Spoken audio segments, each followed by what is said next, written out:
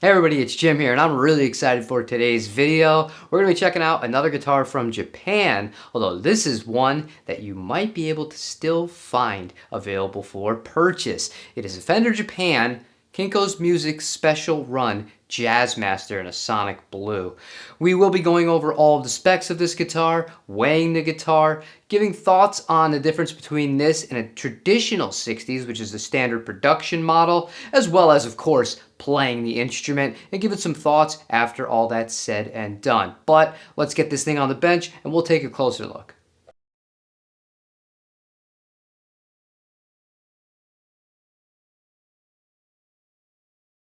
Now this guitar was made in late 2022. I don't have the exact date, but I know the first runs actually shipped and became available in December of last year from a shop called Kinko Music in Kyoto, Japan. They also offered this in ocean turquoise with the matching headstock as well if the sonic blue is not your thing. However, what separates this from a regular, non-factory special run traditional 60s Jazzmaster from Japan are a few little details. The first being the wood used for the body itself is actually alder wood. It is not basswood. And you do have the Mustang bridge as opposed to the vintage style bridge. All of the electrical components are CTS, and you have a Switchcraft mono output jack. You have vintage spec pickups here, traditional rhythm circuit, and one thing this has in common with the standard traditional 60s model of both Jaguar and Jazzmaster is the vibrato system that does have a lock on it. However, the arm height is a little bit closer to the body than you would find on an American spec Fender vibrato. Let's check out the back. Nothing really special to see, but in case anybody is curious, pretty standard, no special engraving on any of the neck plate or anything like that, and you just have your one belly cut. Now the neck on this guitar is also a little bit different than a standard model traditional 60s Jazzmaster from Japan. You do have a bound rosewood neck on it that looks very similar to what you would have found on an American vintage 65 Jazzmaster or one of the American originals. There are no block inlays, simply dots, the transition era from 64 to 65. 7¼ inch radius, and the fret wire choice I found to be very interesting. These are not vintage frets, these are actually medium jumbo. And speaking of which, let's go and check how level they are from the factory.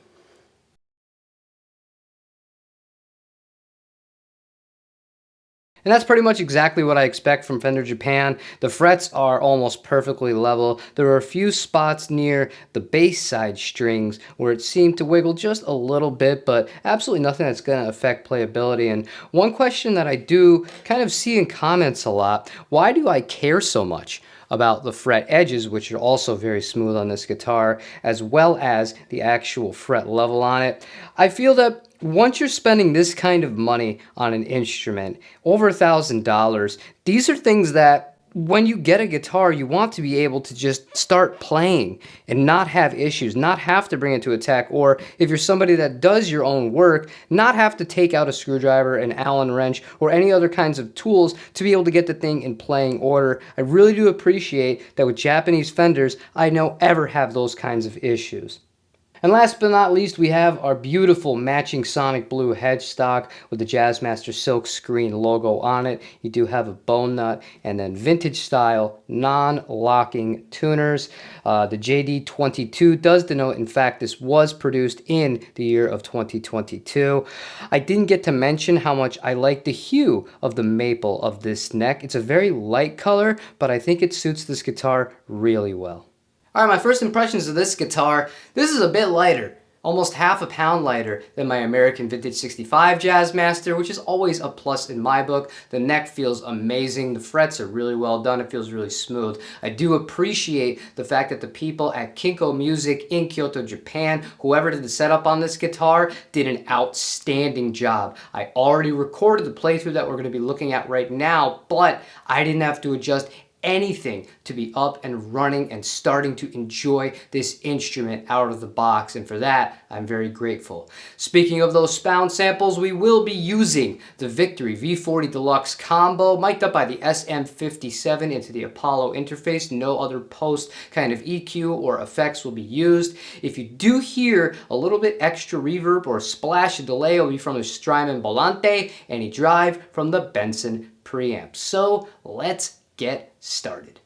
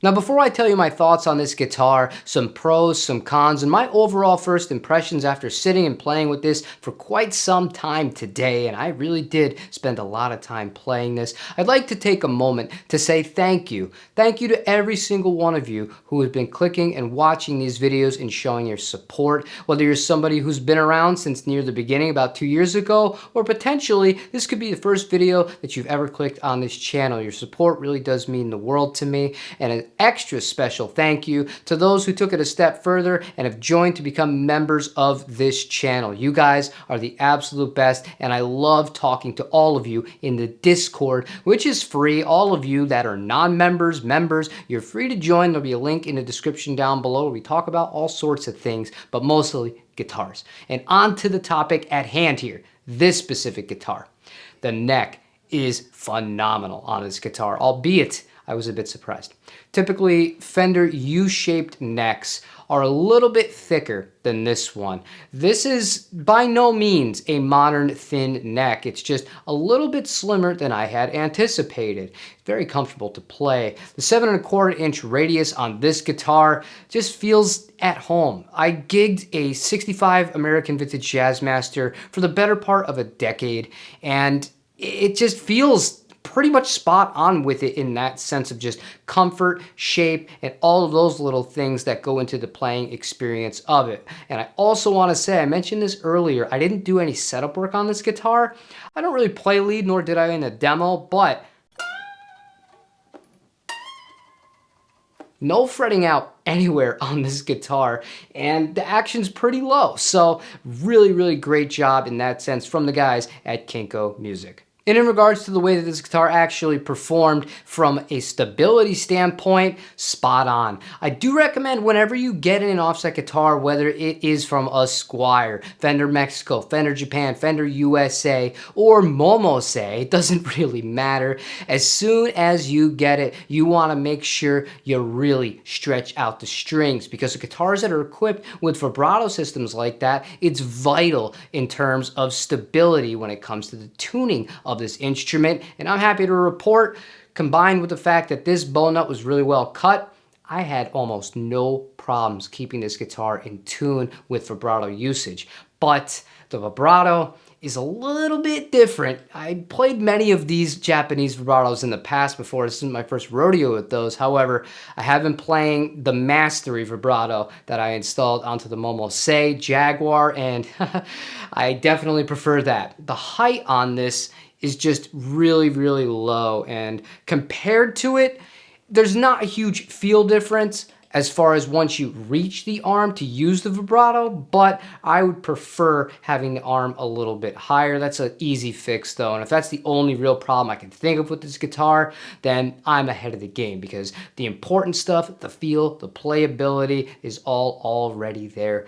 Pickups, I thought they sounded great. They're vintage spec voiced pickups. I don't even know how they come up with some of these terms. It's almost like they pick out of a generic term thing and just say, yeah, that sounds good to me. I don't really care what they're called because they sound good. They're not something that I'm like, oh, these got to go immediately. And I love the fact that Fender Japan has really upped their game in the last few years, and you have Switchcraft and CTS components for the other electronics on this instrument. I did say there were going to be cons to this guitar. There's only one. There's only one con to this guitar, and it's not even specific to this guitar, or does it involve the guitar itself.